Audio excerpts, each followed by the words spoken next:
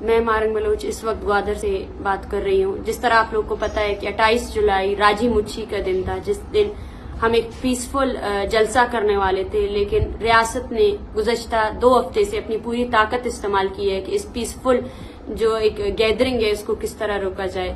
3 دن کے دوران ہمارے تقریباً 1000 کے قریب ساتھی ابھی تک گرفتار ہے اور ہمیں کچھ بھی نہیں پتا ہے.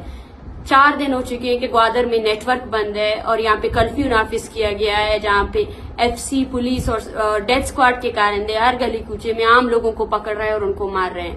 تقریباً گوادر دھرنے میں ابھی دوسری مرتبہ ہمیں کریک ڈاؤن کا سامنا ہوا ہے، جس کی وجہ سے FC اور پولیس نے آ کر جو پیسفل دھرنا تھا اس کے ساتھ مذاکرات کرنے کے بجائے وہاں جتنے بھی منتظمین تھے ان سب کو مارا، ان سب پر تشدد کیا اور ابھی تک ہمیں کچھ نہیں پتا ہے. پورا شہر بند ہے کہ ان میں سے کتنے لوگ زندہ ہیں اور کتنے لوگ زخمی ہیں. یہ سب ریاست پاکستان کی جانب سے ہو رہی ہے.